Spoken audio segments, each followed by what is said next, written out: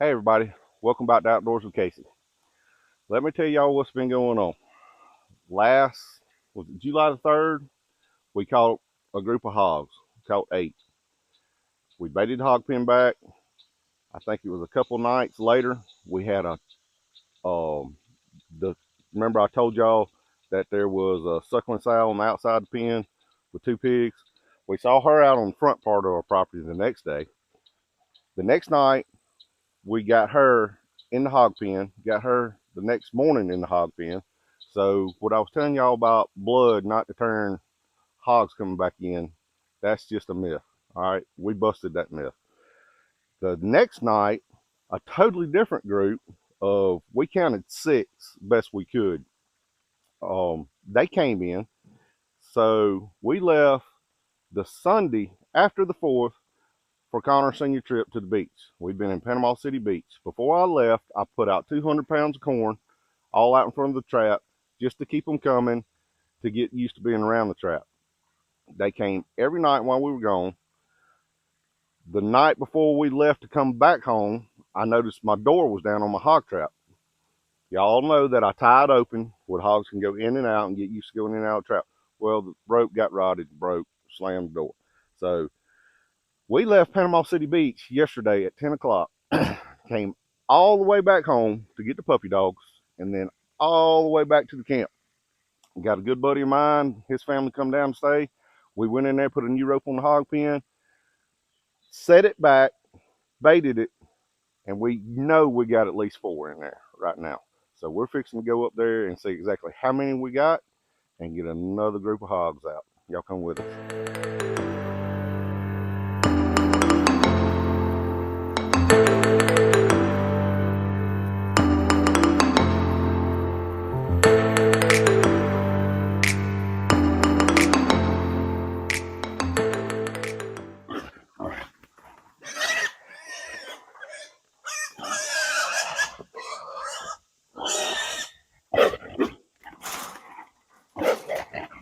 Woo.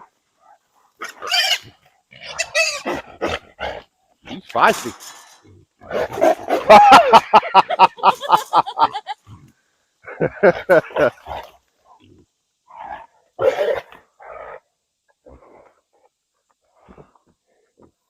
Popping them jaws.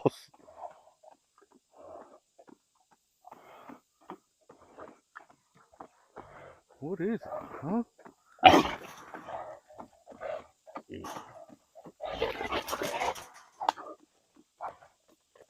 Goodness gracious.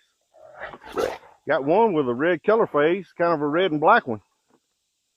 That's the first really color phase we caught this summer.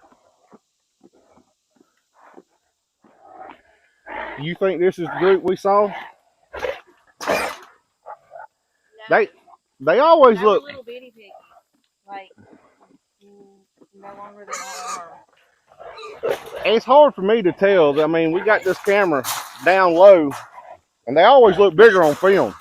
Yeah. And then you get here, and you're always wondering. But Stephanie said she made out some little pigs with them. So anyway, that's The for. ones we saw on the road. Huh?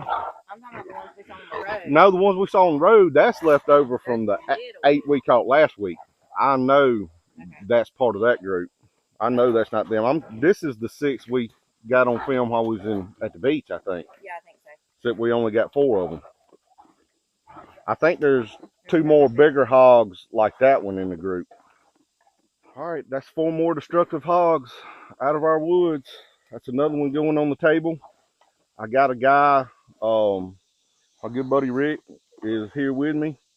We're going to split a hog. He wants the hams off of one. I'm going to keep a back strap, give him a back strap, and I may do something with the shoulders. We're going to do a catch, clean, and cook with it. And we're going to give these other 3. We got another guy coming to the camp shortly to get them. So none of these are going to the gut pile. They're all going to the table. So it's always good when you can round up enough people to take them and none have to go to the gut pile. It smells like a barnyard. You can smell it around the corner up there.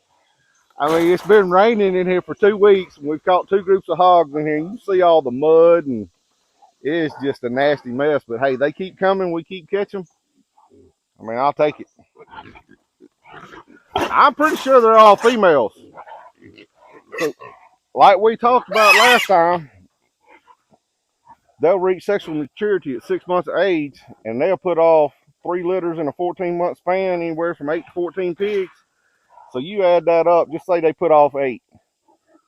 4 times 8, baby. 20, 32. My math skills. I married a math teacher, so she's my calculator.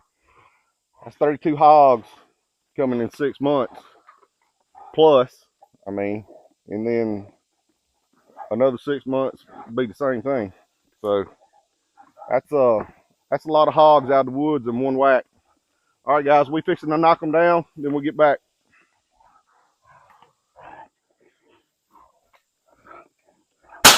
Let me get this rope. I'll help you throw it up. Nope, that's the thing about it.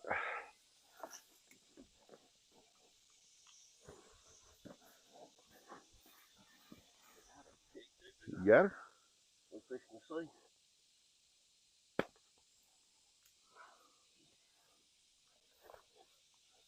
Get a spot that ain't muddy.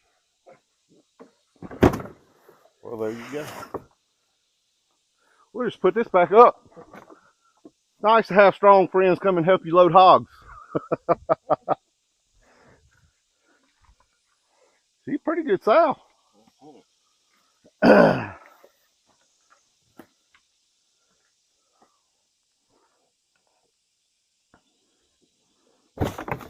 That's that old red and black one.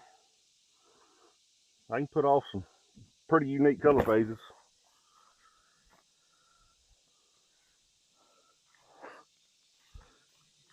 Let me get in there and get her.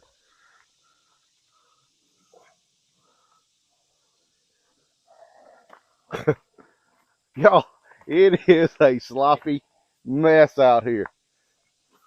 But I am not moving that hog pen right now when there's so many coming right here. We're just going to have to deal with it. All right, guys. They are all females, so it's a pretty good dent knocking the population.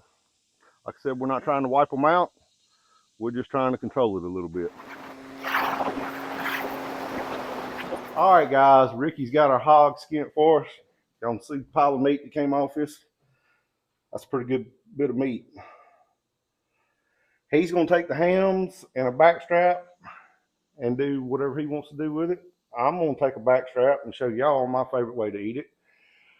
And a little bit different recipe with the pork shoulder. So y'all stay tuned.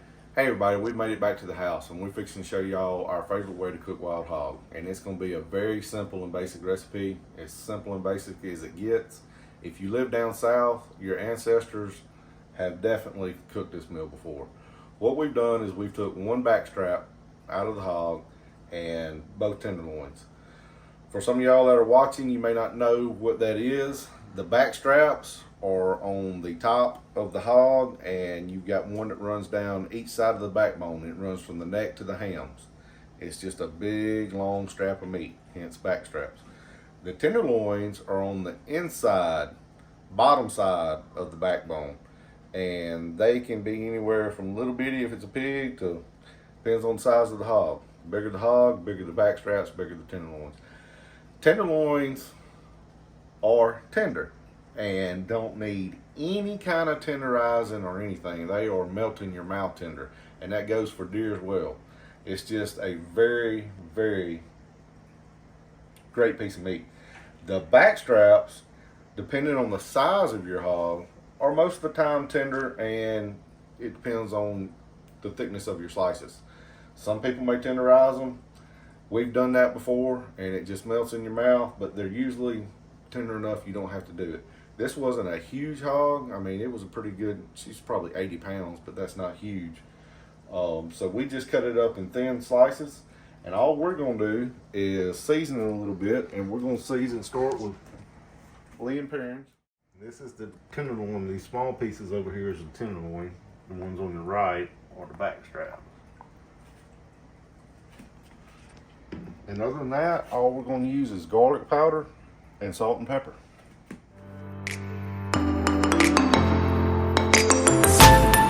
So what are we going to have to go with? Down here in the South, we like to have breakfast at nighttime. So we're gonna do a good old-fashioned breakfast. We're gonna do the fried meat, the fried hog meat. We're gonna do grits. We're gonna do fried eggs, and we're gonna do biscuits. And then we're gonna put a little bit of syrup on them biscuits too, to make it real good, real healthy. So we're gonna get our oil heating up here.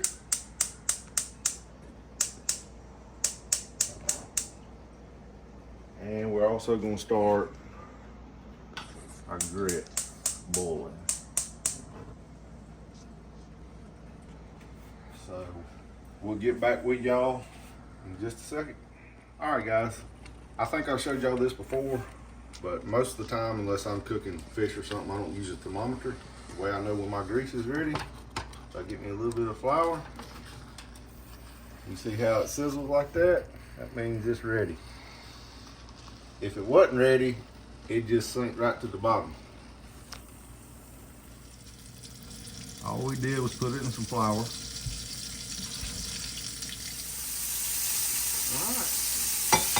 That's it. We'll get some more ready. And I hope y'all can hear me. I don't have my microphone because somebody left it at camp. So That would be my fault, running the camera back here. sorry, I guys. didn't pack it up.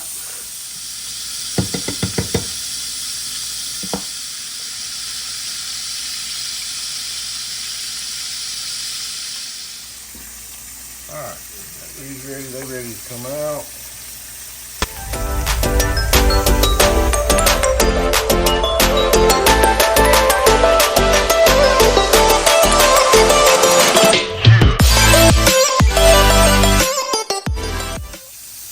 Put our tenderloins in flour.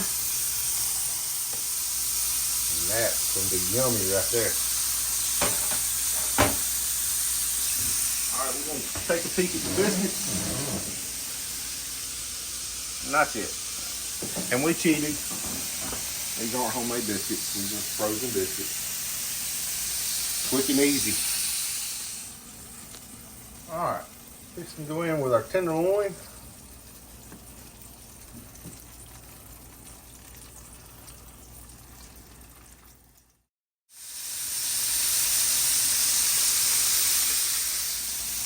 Some of these smaller pieces out.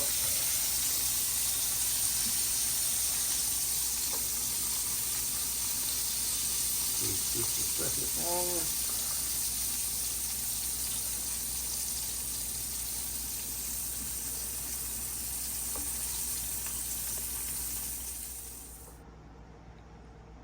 A couple spoonfuls out of that grease.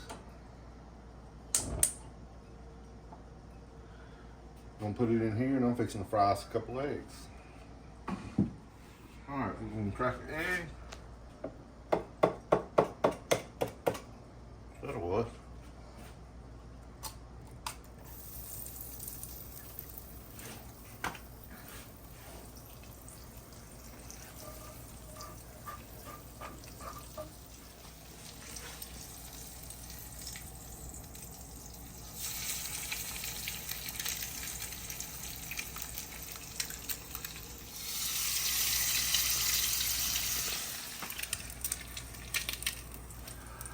Busted my yolk on that last egg. I don't like when that happens. Alright guys, here it is all plated up. We got our fried backstrap and our tenderloin, fried eggs, grits, and biscuits. And it's gonna be yummy.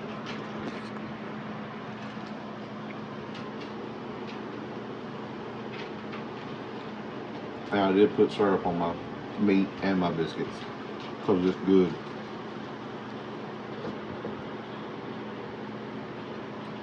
I know a lot of y'all out there have had this before, but if you haven't had it, you ought to try it. I hope y'all liked the video. If y'all did, like and subscribe, and we'll see y'all next time.